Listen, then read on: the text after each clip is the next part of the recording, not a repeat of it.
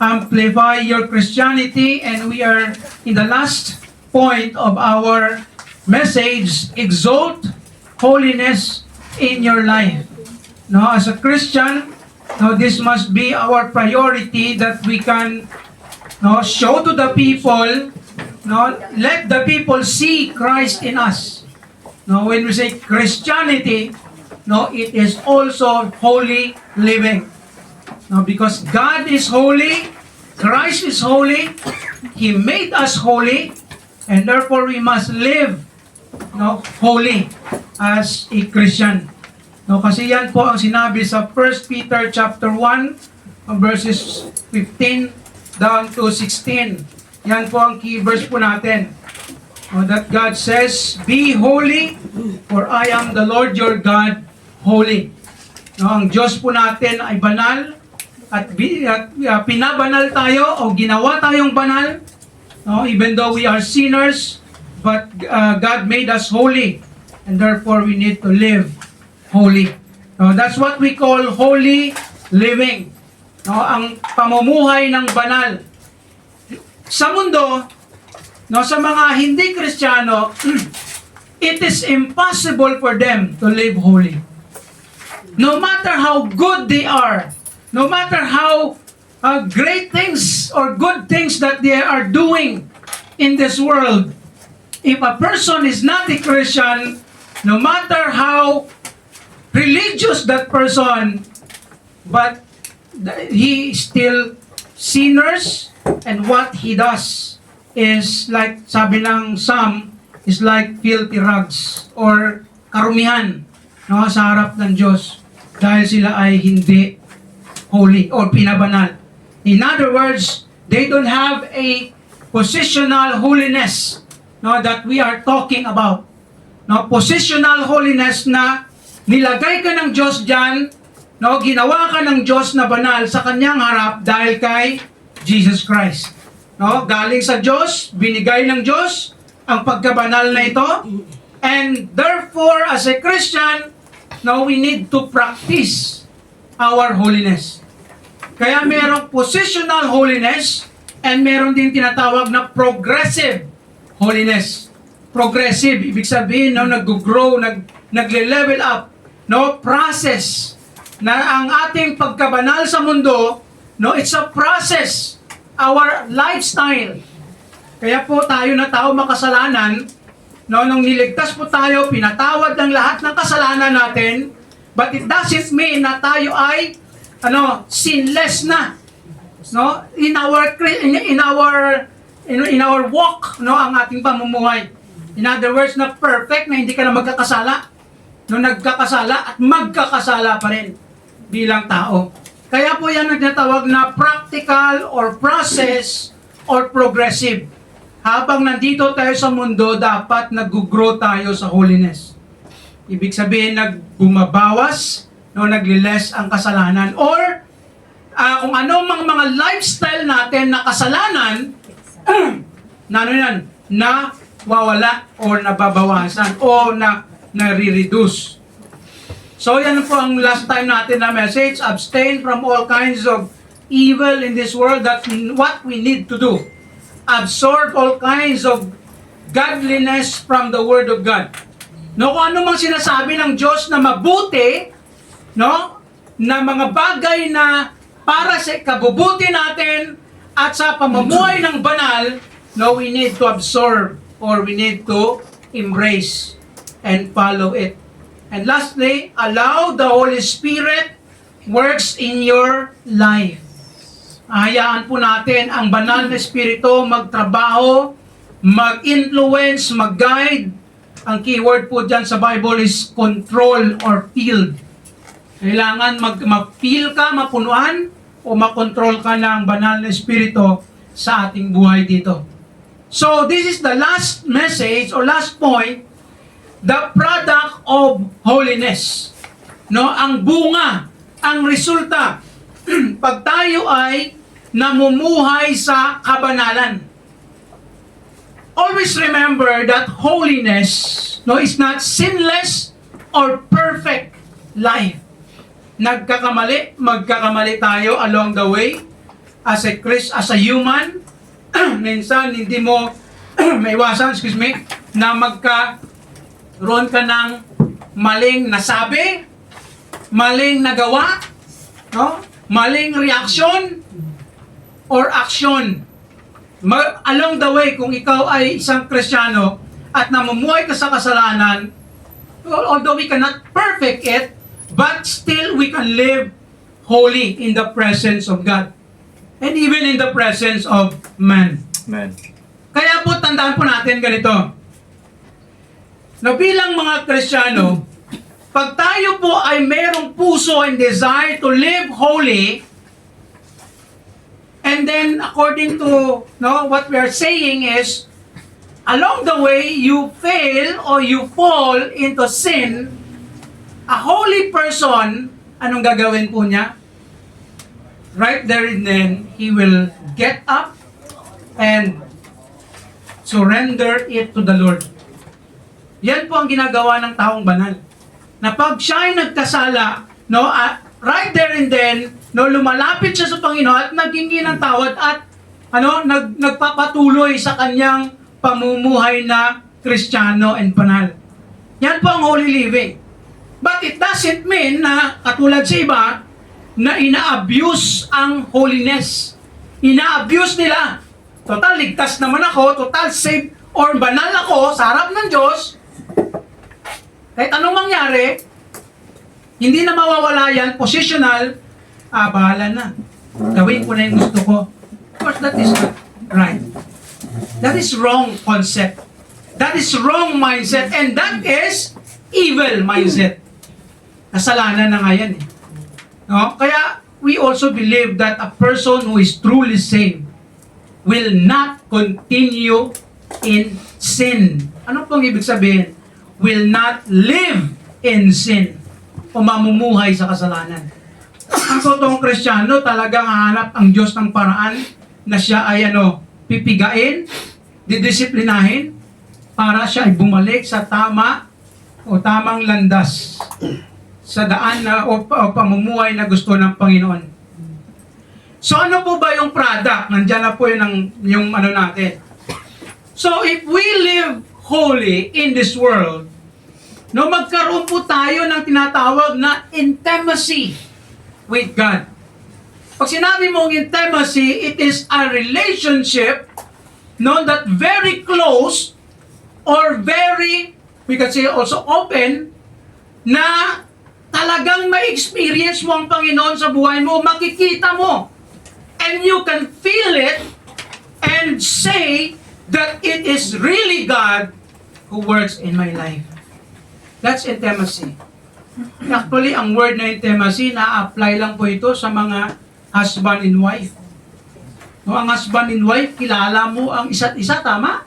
Although sabi natin, hindi mo siya kilala fully, especially pag bago pa lang kayong kasal, gradually, as you live together in one room, you will know and you will see each other.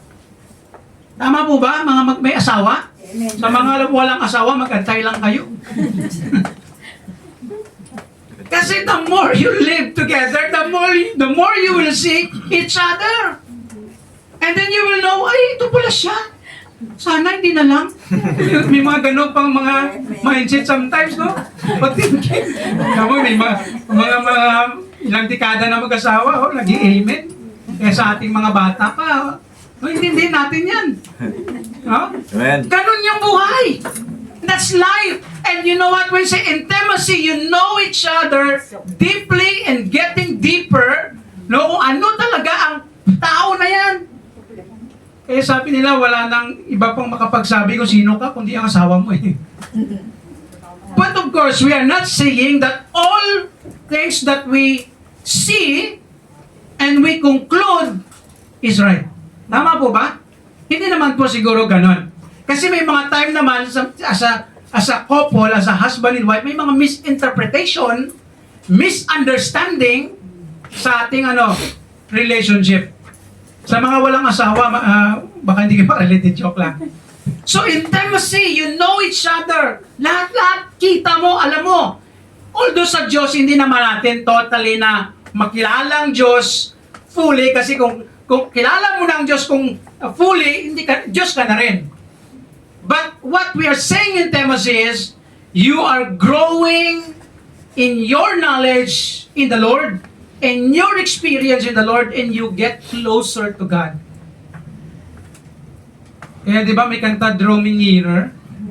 No, kinanta ba natin kanina yun? Nakalimutan ko. No, Draw Me Nearer, that's a song and a prayer that you ask the Lord to bring me closer to you. And meron pang kanta. Ano ba yun? Draw me close to you. Di ba yung may song din na ganyan? Ang lyrics. Kaya po, as a Christian, if we live holy, we are getting closer and closer with God. Or in God. Yan po ang intimacy. That is the result of holy living. Because God is holy, if you live holy, you will get close to God. Kaya sabi sa Matthew chapter 5 verse 8, ito yung isa sa mga beatitude ni Jesus Christ na sinabi, Blessed are the pure in heart, for they shall see God. Hindi po natin literally makikita ang Diyos kasi sabi ng Bible, no one can see God in this lifetime. But what the Bible says that they shall see God, mai-experience mo ang Diyos kung sino siya, makikilala mo siya, no, gradually, intimately sa buhay mo pag ikaw ay may pusong pure, malinis. Ang mga tao may malinis na budhi, sabi na budhi, tama ba yun? Parang yun Tagalog pa yun? No, may mga malinis na puso. Doon actually ang beatitude na ito nagagamit din ito na kaya ang isang tao na lumapit sa Panginoon Jesus malinis siya sa kanyang kasalanan, no, doon po siya nakikita niya ang Panginoon sa buhay niya. But it is also applicable to us as a Christian that as we live holy in this world, we will see God or we will experience God. Kaya sabi ng Psalm 15 verse 1 and 2, ano sabi dito ng author? Lord, who shall abide in thy tabernacle? Sino bang makapagstay dyan sa tabernacle, sa presence ng Panginoon? Who shall dwell in thy holy hill? He that walketh uprightly and worketh righteousness and speaketh the truth in his heart. Ito po yung holy living. Namumuhay ka sa tama, sa katuwiran, no, nagagawa, no, nag-work it, na in-exercise mo ang katuwiran, righteousness, and speak it, the truth in his heart. Honest, pure. That is holy living. Sila ang makapagtagal sa presence ng Panginoon, and that is intimacy. Kaya po as a Christian, kung tayo po ay namumuhay ng tama sa harap ng Diyos, sa kabanalan na sinasabi natin, magkakaroon po tayo ng intimacy in our prayer life. Intimacy in praying. Actually, praying yan na. Praying to God. Intimacy in praying to God. Ano po, Pastor, paano masasabi na intimacy in praying? When you pray, mararamdaman mo talaga na ang Diyos, nandyan, ang Diyos, ang Holy Spirit, especially, nag-guide po sa atin. Kaya ito sabi sa Romans chapter 8 verse 26, sabi ni Paul, likewise, the Spirit also, the Spirit of God, helpeth our infirmities. Kasi tayo po, marami tayong mga infirmities, struggle in life, mga bagay na talagang nag-hinder sa atin sa presence ng Diyos. For we know not what we should pray for as we ought. Hindi po ang sabi dito na sa ating po na prayer life, hindi po siya nagsasabi that we know not, na talagang walang-wala ka ng alam. In other words, he's speaking of the right prayer, in the presence of God. But the Spirit itself maketh intercession for us with groanings which cannot be uttered. Ano pong ibig sabihin dito ni Paul? He's talking about the Holy Spirit is the one who will guide and will lead us into the presence of God and intercede, nagpapagitna sa atin sa harap ng Diyos na Ama. Kaya tayo, sabi nga dyan ni Jesus Christ, when you pray, you say, Abba, Father. And then sabi niya, ang Holy Spirit, siya yung nagpapagitna sa atin. Na pag nagpipray po tayo, siya po nag-guide. Kaya sabi sa verse 27 ng Romans 8 pa rin, and he that searcheth the hearts knoweth what is the mind of the Spirit, because he maketh intercession for the saints. Take note of this, remember, the saints is the Christians. Ang mga santo or banal, no, ay ang mga Kristiyano according to the will of God. In other words, pag ikaw ay close or may intimacy ka with God, you know what to pray by the leading and guidance of the Holy Spirit. Ang prayer mo always God's will. Kaya itong sinasabi niya dito, no, magkaroon ka ng discernment kung ano ang dapat mo i-pray sa Panginoon. Lord, give me a Ferrari. Grabe ba? Grabe nga prayer. Nalala ko lang kagabi, may napanood ako na balita na dito sa Macau, no, saan ba yun? Napanood nyo? No, yung isang Ferrari, no, bumulusok sa restaurant. Nagkamali daw yung driver. Instead daw na brake, accelerator yung natapakan niya. No? Panalo ang Ferrari. May na-injured. So when you pray, you know what to say because of the guidance of the Holy Spirit. And you know what? When you pray, you talagang mariramdaman natin na ang Holy Spirit nag-work. Of course, we don't say that when you pray na parang pag umiyak ka, yun ang Holy Spirit. Kasi iba yung thinking ng iba dyan. So, when we say intimacy in prayer, in other words, you enjoy prayer, your prayer life. You have a discipline in prayer life. You experience God in your time with Him, in your private prayer life. That's intimacy in prayer. And secondly, intimacy and pondering to God, or to God's Word. Actually, God's Word yan. Intimacy and pondering God's Word. Kaya po tandaan po natin, as si Christian, pag ang tao ay lumalakad ng tama, ano po sabi ng Psalm? Psalm chapter 1 verse 2, balikan po natin, sinabi ko na to last time. But his delight is in the law of the Lord. And in his law that he meditate day and night. Sino po itong tao na to? Ito pong tao na ito na sinasabi dito sa Psalm is the one who walk in God and the guidance of His Word. And his delight, his enjoyment in life is in the Word of God.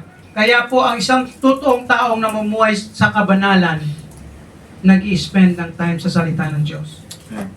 Day and night, in other words, every day, regularly, meron kang time sa Panginoon na magbasa, muni-muni, tama ba yun? Mag-meditate ng salita ng Diyos. Kahit 1 verse, 2 verse, o 2 verses, hindi naman ibig sabihin dapat 1 chapter a day. Kasi paano pag 100 plus yung verses dyan sa isang chapter, basahin mo rin. Depende sa time and yung availability. And kaya po sabi din sa Psalm 119, ito yung pinakamaraming verses na chapter, Psalm 119 verse 97, all of this in this chapter talks about God's Word. Kaya sabi dito ng author, oh, how love I thy law. It's expression of the desire and love for the Word of God. By the way, ang law dito, ang sa time na sinulat yung Psalm na ito, it talks about the first 5 books in the Old Testament. Ang law kasi sa mga Hudyo noon, ito yung first 5 books, Genesis, Exodus, Leviticus, Numbers, Deuteronomy. 5 books, that is the specific law na sinasabi nila, Mosaic law. But later on, marami nang nasulat na mga history and prophecy o book of prophecy sa Bible, sa Old Testament.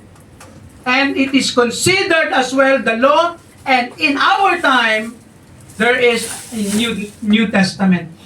Kaya yung Bible may Old and New Testament. And when the Bible says the law, it is not only referred to the Old Testament, but it is also the New Testament that we have. In other words, if we really have intimacy with God, you enjoy meditating the Word of the Lord, and you love it. The question is, do we love the Word of the Lord? Mahal ba natin yung salita ng Diyos? Do we really love the Word of God? And the question is, do you have the Word of God? Sino may Bible po tayo? Amen. Each Christian must have one. Okay lang ko pa sa cellphone, may Bible man ako dito. Yes, acceptable na may Bible sa cellphone. It is helpful. But if you are a Christian, you must have your own Bible. Hindi man tayo nasasabi na parang anting-anting yung Bible, katulad sa akin noon pag ako'y takot. Nung maliit pa ako, makapanood lang ako ng mga nakakatakot na mga palabas. Nung bata-bata pa ako, alam mo yung ginagawa ko? Kasi lagi akong nananaginip. Ayaw ko managinip. Ang ginagawa ko, tinatabi ko yung Bible na maliit. Sabi kasi sa isip ko, katulong to sa akin. Parang anting-anting yung Bible. No, that's not what it means. No, to have or to love the Word of God. You must have your physical Bible. Bakit, Pastor? Alam niyo, iba talaga ang pagbabasa at pag-meditate ng salita ng Diyos kung meron ka talagang sarili na Bible. Kasi sa cellphone, hindi ka naman din makapag-note. Alam niyo lang ang magandang gawin niyo sa Bible? Mag-note kayo. You can take note or put note or maglagay kayo ng highlight or underline. No, para mas ma-recall o ma-remember nyo, nadaanan ko na to. Alam nyo, ginagawa ko, naglalagay ako ng date. Kasi pagkabalik ko after years or something, pagbalik ko na naman, nung buwan na ito, na-meditate ko na ito. Kasi you will recall the time that you experienced God, how God talked to you that time. Pag natin isipin, Pastor, dapat yung Bible malinis ha, walang dumi. Tingnan yung Bible ko, sira-sira na ako. Hindi, iniiwan ko lang dito yan kasi itong ginagamit ko dito sa preaching. Pero meron din ako isang Bible na sarili kong ginagamit. No, sira-sira na rin yun. Kasi may isang quotation, which is my sense. Sabi ng isang quotation, let me tell you this. Clean Bible means dirty life. Dirty Bible means clean life. Ano pong ibig sabihin yan? Pag yung Bible malinis na parang walang gas-gas, ibig sabihin hindi binabasa yan. Tama? Ibig sabihin hindi ka nag-spend ng time sa salita ng Diyos sa Bible na meron ka. Pero pag dirty yung Bible, maraming gas-gas, maraming sira, ibig sabihin ginagamit. Maraming footnote, maraming... dati ginagawa ko sinusulatan ko talaga kung anong ito yung sinabi ni Lord sa akin. Maliit lang na mga letter. No? Pero wala na yung Bible ko na malaki na yan eh. So that is the way we can experience and even recall and remember what God said to you, and that's, I believe, one of the expression that you love the Word of God. Sa mga walang Bible, kung wala pa kayong Bible, please aim to have one. Because that's the way we can develop and grow in the intimacy with God. And also, of course, you can live a holy life as you live the holy life in this world. And secondly, you will have integrity with man. Magkaroon ka ng integrity. No, ibig sabihin pag sinabi mong integrity, maganda ang yung testimony. Kaya isang tao na mamuhay sa kabanalan, maganda ang testimony. No? Anong sabi ng semi-integrity? No, kung anong nakikita sa iyo, excuse me, ano sinasabi mo, nakikita sa iyo. Kung anong mga ina-advise mo, nakikita sa iyo. May mga time in your life, maybe you fail in some areas of your life, o maybe na-fail ka man sa mga nasabi mo na bagay, o maybe may mga bagay na sinasabi mo na as a Christian, na ito ang sabi ng Bible, pero na-fail ka, no? In one area, one time, or whatever circumstance. Kaya po tayo, we say that every time we fail, we get up, no? And make it right. Yan po ang holy living. And that is also, I believe, na ang integrity ng isang tao, no, ang kanyang testimony, magpapatuloy na maganda kung nakikita kung paano niya i-deal, i-handle, o i-settle ang mga kamalian. Integrity. Ang taong may integrity, pag siya ay nagkakamali, alam niya at marunong siya mag-handle o mag-deal. Especially in the area of may nasabi kang mali, may nagawa kang mali, alam mo kung paano siya i-settle. That's integrity. Kaya po sa Christian life, hindi tayo perfect, nagkakamali tayo, nafe-fail tayo along the way. But the question is, paano natin pinahandle yan? Paano natin sinisettle yan? That is integrity. Kaya ang totoong taong yung mga Kristiyano na namumuhay sa kabanalan, may integrity. Kaya sabi ni Jesus dito in Matthew 5, balik po tayo sa Matthew 5 verse 16, let your light so shine before man, the light there is the goodness, the good things, what God says and what God wants us to do, in this world, the life of Christ, the Christian life, the character of Christ, that is the light. Kasi si Jesus Christ is the light. Actually, tayo reflection lang. Kaya ang sinabi ni Jesus Christ, let your light, let my life, shine before men. That they may see your good works. That's the explanation. That's the description, good works. And glorify your Father which is in heaven. In other words, makikita ng tao sa iyo ang kabutihan sa buhay mo. Kabutihan ng buhay ng isang Kristiyano.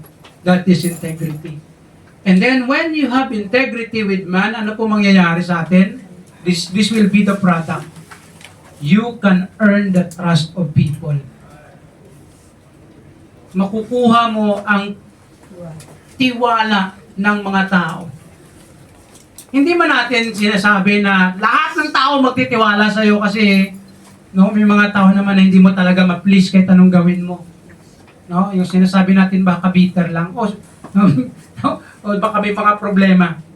You can earn the trust of people. Ibig sabihin, mapapagkatiwalaan ka ng tao pag ikaw ay namumuhay sa kabanalan and may integrity ka. Kaya sa Christian life, kaya tayo, we need to aim these things as a Christian. Especially ako na I'm so blessed to really see and hear from other Christians na binibless sila ng Panginoon through their employers or employer. Di ba? Sa mga common Christians, sa mga Christian, common Christian parang medyo hindi common. Sa mga Kristiyano na talagang namumuhay ng tama, nabibless. Nabibless ang amo nila at sila naman binibigyan ng tiwala. Kaya ang taong namumuhay sa tama, may integrity, mabilis, at makuha mo yung tiwala ng boss o employer kung ikaw ay Kristiyano na nagtatrabaho ng tama.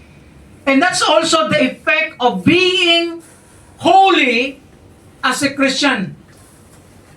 Kaya siyempre kung banal ka na Kristiyano, siyempre iwas ka rin sa kasamaan, right? Panloloko, ano mga masasamang bagay na sinasabi ng Bible na dapat hindi natin gawin. And ito yung Luke 6:16 verse 10, a principle of stewardship. na sinasabi ni Jesus Christ. Ito naman may more on future, but presently, this also a principle.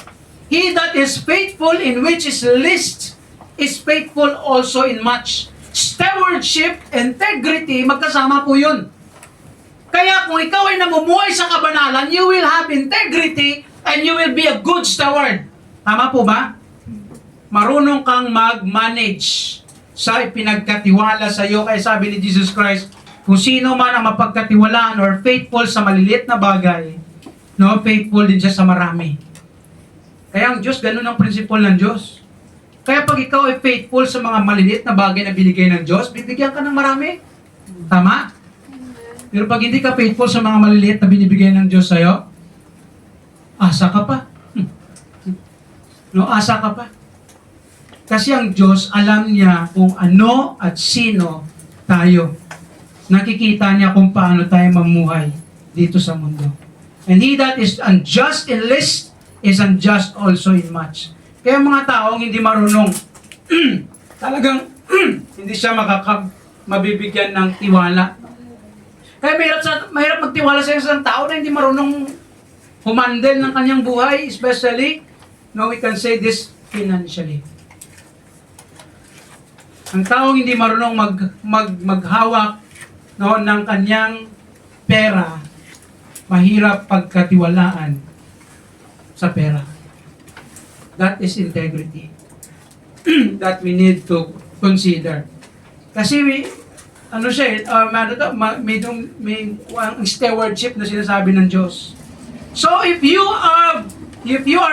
have integrity, you can earn the trust of people, and secondly, of course, you can be entrusted, no, the treasures of the people.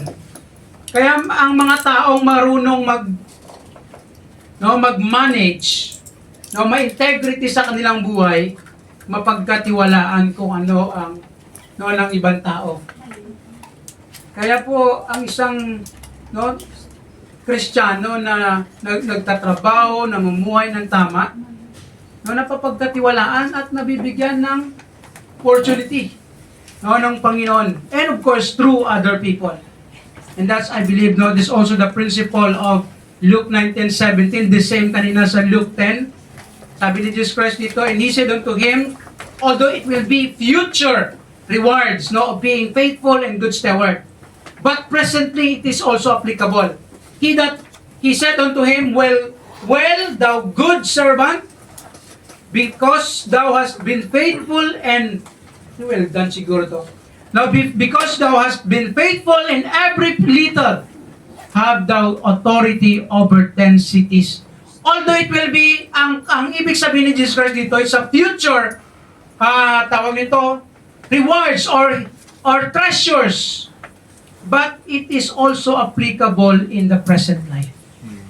Kung mapagkatiwalaan ka, mabibigyan ka pa ng marami. That's the principle of God. Integrity with man. Amen. Kaya ang tama pagkatiwalaan, sige, hayaan mo lang dyan. No? Yan sa mga, kayo siguro makakapagsabi kayo sa trabaho ninyo, sa mga bahay. Kung napagkatiwalaan ka na ng amo, kahit nandyan yung mga pera o ano whatever yan, napabayaan lang yan. Kasi may tiwala sa iyo. No? May tiwala sa iyo. Minsan siguro, minsan natitempt o nagkakamali ka, pero, ang Diyos nandyan, naghahanap ng paraan to make it right, or maybe, ops. Kasi minsan may temptation din, Hindi mo maiwasan yung temptation In the workplace, marami. Kaya we need to also to be careful.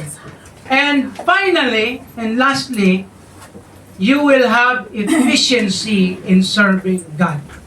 Ito po ang maganda na mangyayari po sa atin kung tayo po ay namumuhay sa kabanalan, holiness, sa katuwiran, tayo po ay magkaroon ng effectiveness or efficiency in serving God.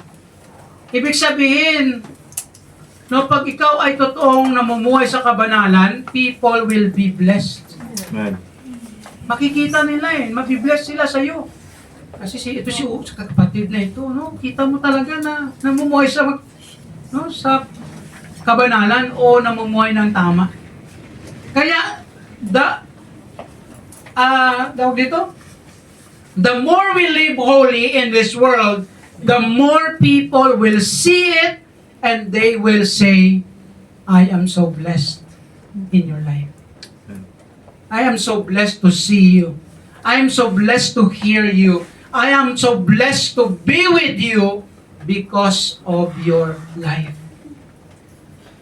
That is efficiency in serving the Lord. Nabibless ang mga tao. Hindi ba natin sinasabi na, sabi ko kanina, lahat ng tao nabibless sa'yo. Kasi may mga tao talaga na kahit anong gawin mo, hindi nabibless. No? Bless God. Kasi baliktad. No, baliktad, ibig sabihin, hindi nila, no, wala yan, hindi nabibless. May mga tao talagang ganun sa buhay natin. But I believe, out of 10, maybe 8, no, majority na tao magsasabi na bibless ako sa tao na ito. Kasi ganito yon. The more we live holy, the more God will use us and guide us and bless us, and the more God bless us, the more people will be blessed to us. Amen. Mabibless ang tao. Hindi man lahat, pero majority.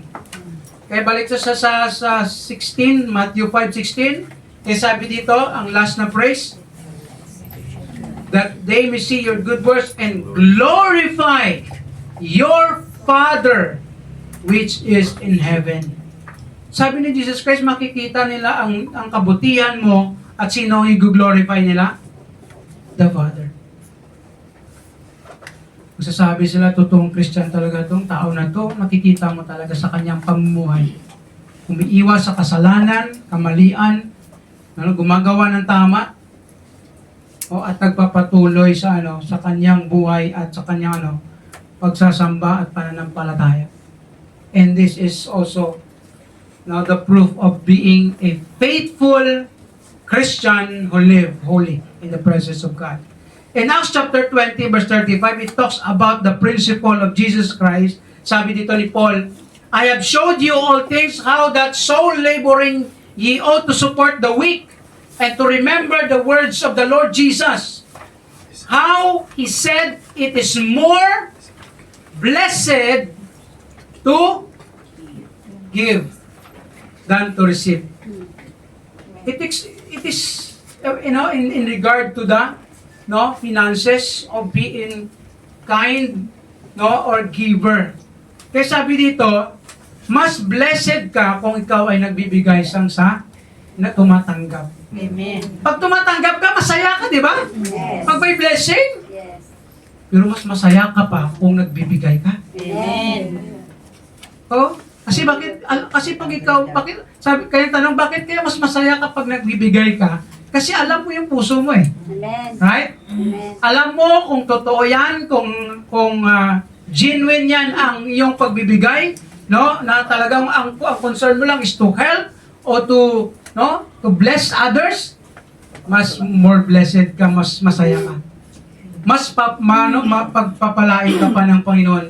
Kaya sabi ni Jesus Christ, yan ang principle ni Jesus, it is more blessed to give than to receive. Bakit po sinabi ito ni Paul? Kasi nga yung mga Kristiyano, ang ating goal in life is to give or to bless others. Huwag po tayong mag-stick lang into one side na bless me, no. Bless others. Amen. That's Christianity. That's holy living. And lastly and church will be built up. Kaya po tayo ng mga Kristiyano, kung tayo ay namumuhay sa tama, kabanalan, tayo po ay maging blessing sa church. Mabibuild up ang church, maglalago, mag-grow, magkaroon ng magagandang bunga ang isang church kung tayo ay namumuhay sa kabanalan. If a pastor not living holy, the church will be affected. Tama?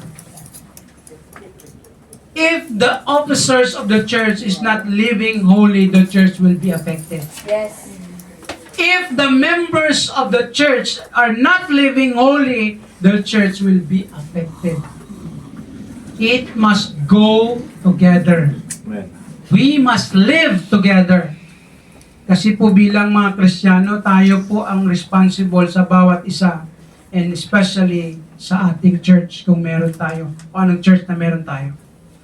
Kaya sabi dito ni Paul sa 2 Timothy chapter 2 verse 21, if a man therefore purge himself from the sinful ways of life, he shall be a vessel unto honor, Amen. sanctified and meet for the master's use, and prepared unto every good work.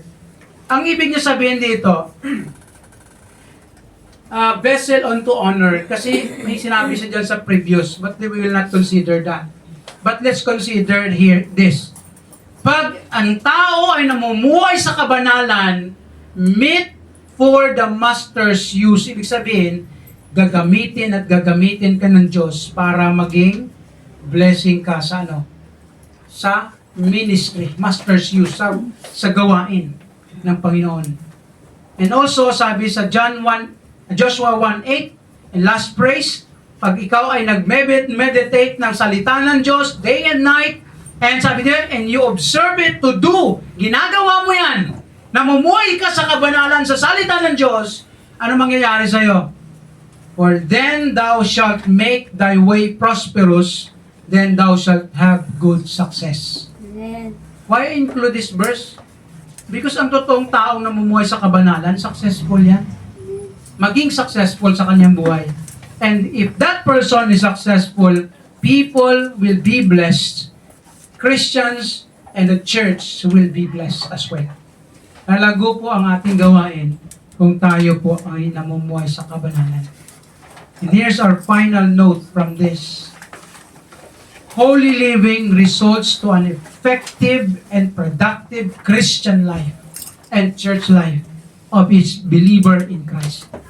Kaya po ang totoong namumuhay sa kabanalan, magiging effective talaga yan at productive sa buhay. Magkaroon siya ng magagandang mga bunga, makaka-influence siya ng mga tao, no, na madadala sa Panginoon, at ma-encourage siya yung mga tao na magpatuloy at mag-serve, maging blessing sa iba. Amen. Therefore, let us always check ourselves if we are walking in holiness. Amen. Kaya lagi natin examine, Lord, tama ba itong ginagawa ko? Tama ba itong actions ko? Tama ba itong decision ko?